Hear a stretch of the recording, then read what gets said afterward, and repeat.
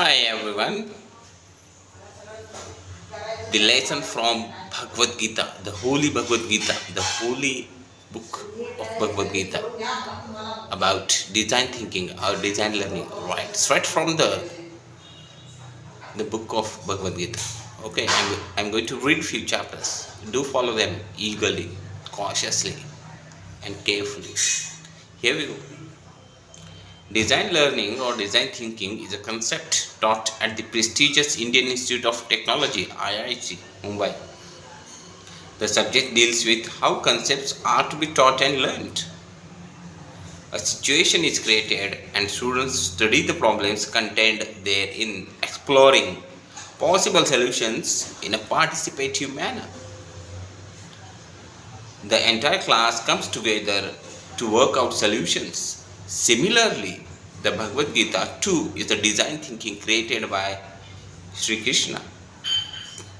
He designed and created a battlefield situation to teach Arjuna a great lesson. When the latter wanted to run away without fighting the war, the teaching was very contextual and practical.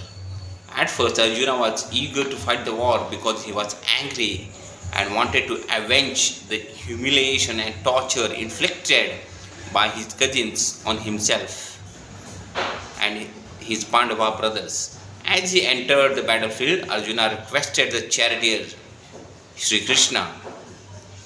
The verse follows: Sanyavru bhayo madhye ratham sthapaya machyute yavadeta nirvriksheham yodho kaman vastithanam kaimarya sa yodhyavayam asminna ranas samudyame. Meaning, O Achyuta, Sri Krishna, the infallible one, please take my chariot and place it in the middle of both of the armies. I wish to look at all those who, desirous of the battle, have assembled and with whom I must fight in this great combat. The brilliant teacher that Krishna was, he knew that if he halted the chariot in front of Duryodhana, Arjuna would be overcome by his feeling of anger and revenge towards Duryodhana and other Kauravas. Consequently, he would have started the war even before the ceremonial conches were blown. Instead, Krishna knowingly placed the chariot in front of the Bhishmacharya, Arjuna's grandfather, which made Arjuna forget his anger and led him to have second thoughts about the war. Arjuna thought, do I have to kill my own grandfather who raised, fed, clothed and cared for me? Look at the questions Arjuna is getting. How ungrateful must I be to do so? If I kill all our kith and kin, would I not be committing a sin? It's better I die or beg for food than fight this battle for the sake of winning some land to rule over. Krishna allowed Arjuna to express all his feelings as described in Arjuna Vishada Yoga, the first chapter of the Bhagavad Gita. Although Arjuna kept ranting up throughout this chapter, Krishna did not utter a word but listened intently and patiently to all that Arjuna had to say. It was only when Arjuna said, I don't know what to do, Karpanya dosha, the weakness of the mind, has overtaken me and I surrender to you as your Sishya, that Krishna started speaking. Now Arjuna became the true disciple of the teacher Krishna. The moment Arjuna, the student, is ready to listen to Krishna, the teacher, he scolds him gently and begins to guide him. I described in the chapter 2 of the Bhagavad Gita. Indeed, the battlefield was the classroom. Design thinking for contextual learning. Krishna allows Arjuna to experience a dilemma. Then he is ready to listen. Krishna teaches him the greatest truths of life. Over 5 chapters, Krishna explains to Arjuna about Karma Yoga, wherein he elaborates on many aspects of action, that is karma.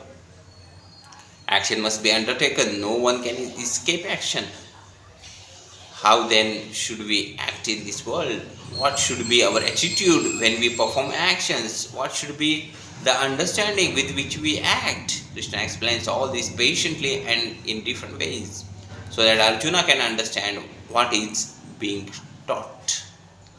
In the most famous shloka in the second chapter, Krishna says, "You have a right to act, but you are not entitled to the results of your actions. Leave the results to me." I mean, capitals.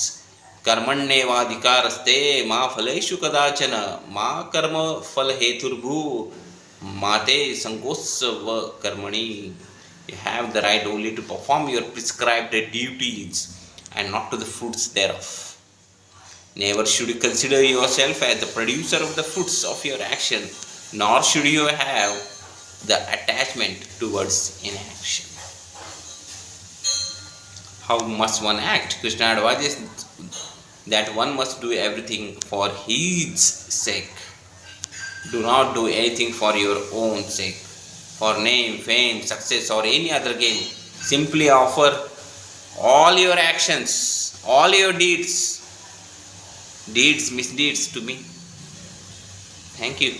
See you in the next episode. Thank you.